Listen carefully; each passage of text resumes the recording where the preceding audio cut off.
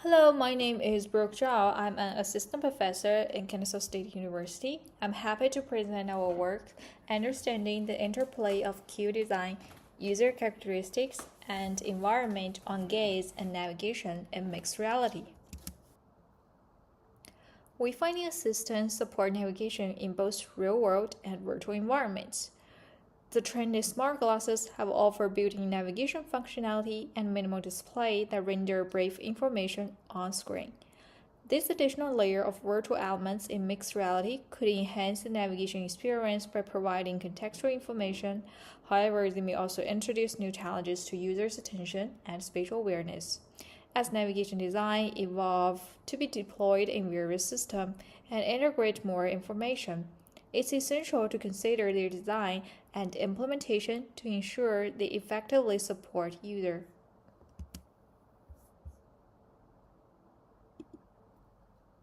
Mixed reality offers an open design space regarding whether annotating part of surroundings as well as how to annotate them. Besides, during navigation, both dynamic external environmental factors, either physical or virtual, and various internal user characteristics play critical roles.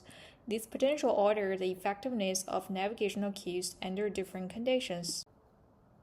Regarding environmental features, we learn from psychology that environmental landmarks with higher visibility are often more effective for supporting orientation and spatial knowledge acquisition compared to local landmarks, which primarily provide immediate positional clue along the road.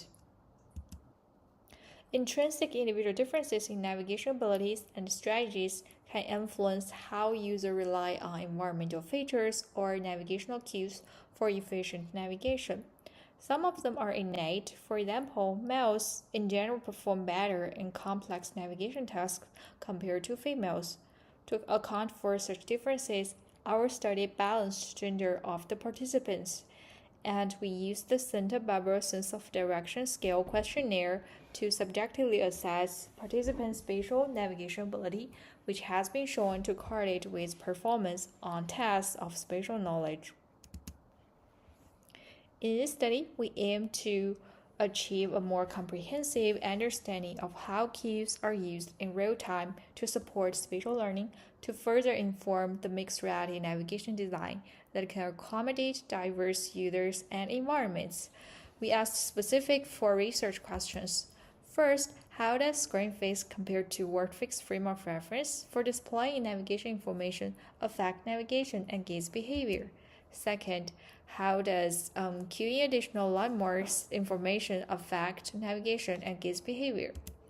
Third, how do individual differences, for example, spatial ability and gender, influence the effect of cues on navigation and gaze behavior? Fourth, how does landmark visibilities affect the distribution of user viewer attention during navigation? We did our study by using the mixed reality simulation method to emulate the AR display in the virtual urban environment. This provides us with rigor control over the experimental setting. We designed a 2x2 between subjects experiment to investigate the effects of frame of reference and information type. 81 participants were recruited and randomly assigned to one of the four conditions. In each condition, males and female participants are evenly distributed.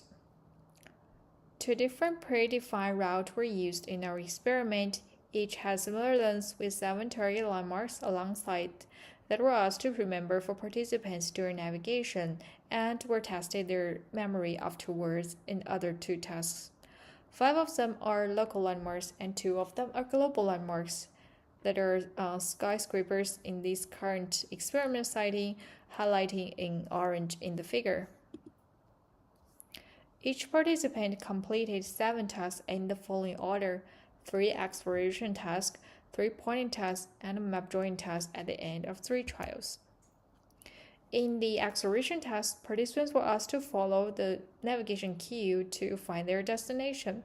They were shown the images of 7 target landmarks prior to the task and asked to remember their spatial locations as best they could. Their head and eye movement were recorded during exploration. We extracted three measures from the eye tracking data to understand how the cue anchored in different frame of reference affect user gaze movement behavior during navigation. The saccadic amplitude and vertical and horizontal gaze dispersion capture the spatial dispersion of user gaze movement. And relative attention on area of interest capture the relative temporal distribution of user attention during acceleration. Four categories of area of interest we're particularly focusing on in the study. They are directional cues, landmark cues, target landmarks, and other environmental features.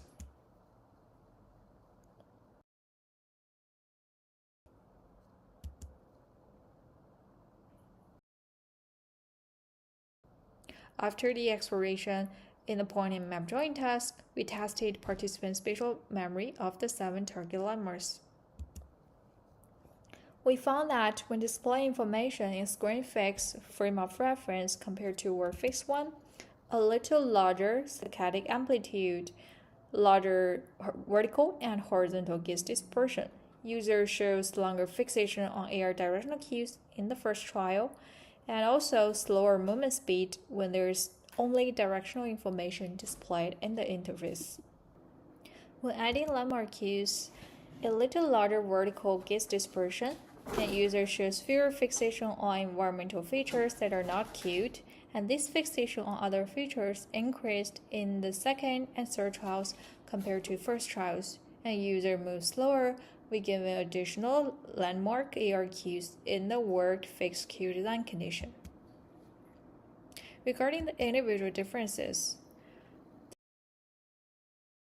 the results shows there is an interaction effect between the presence of AR landmark cue and user self-report navigation ability. Without landmark cueing by AR, the relative attention to target landmarks was positively correlated with the SPSOT score, which indicates individuals with lower self-reported navigation ability have a relative poor ability to direct their attentional resources towards task-relevant landmarks. However, the added AR landmark cue mitigated these attentional differences between users with lower and higher navigation ability, and this more attention towards landmark led to reduced pointing error in both cue conditions.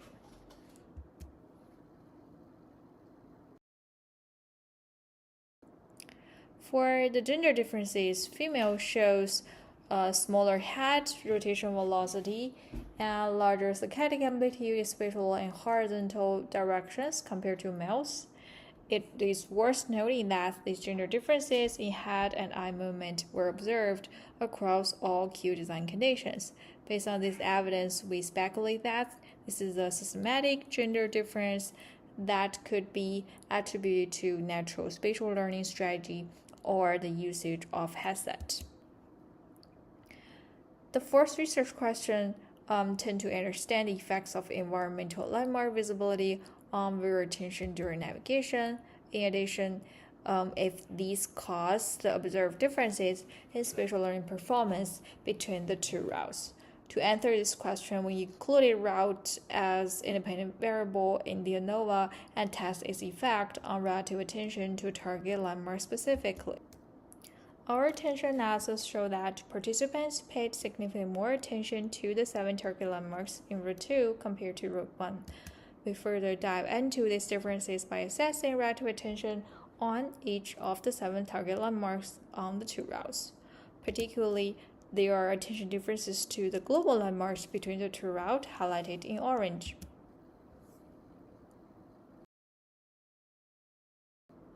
When putting the attention data into context by visualizing participants' position along the route when they were looking at the global landmarks, we can see that participants on Route 2 look at 2 global landmarks more often and from various locations along the way compared to Route 1. And this more attention correlates with better spatial learning performance in Route 2 only.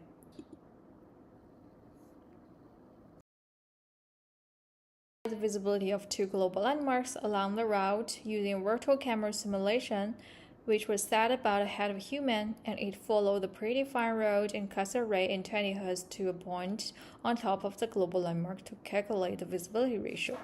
We found the visibility ratio of global landmark of Route 2 was higher compared to Route 1. This analysis provides insights into the mixed effects of global landmark on human navigation and spatial learning found previously.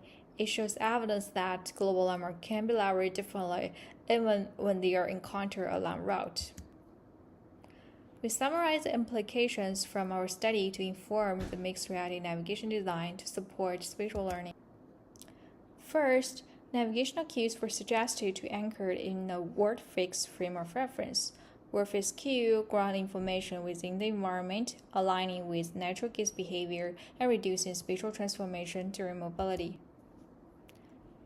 Second, for users with lower spatial ability, systems should provide more explicit and persistent landmark annotation to guide attention.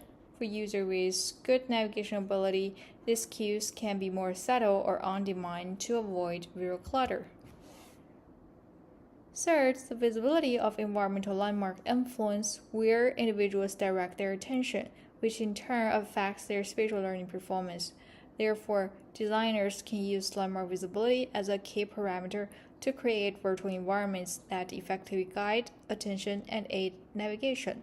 Moreover, navigation cues should be delivered adaptively regarding how effective natural language can support forming spatial knowledge. Besides, we found a systematic gender differences in eye-head coordination in mixed reality spatial tasks. We speculated that these gender effects might be due to the weight of the head-mount display used in the current study. Females, given average smaller stature, may feel the weight of the head-mounted display more and compensate by moving their head less but their eyes more. Understanding the effect of head-mounted display's property, for example, the weight, the field of view, the optical features, on eye-head coordination behavior will be necessary for adapting interaction technique for individualized user experiences, especially for supporting spatial tasks across gender. Last but not least, I would like to thank my co-authors and the support of Office of Naval Research on the work, and thank you for listening. I'm happy to take any questions.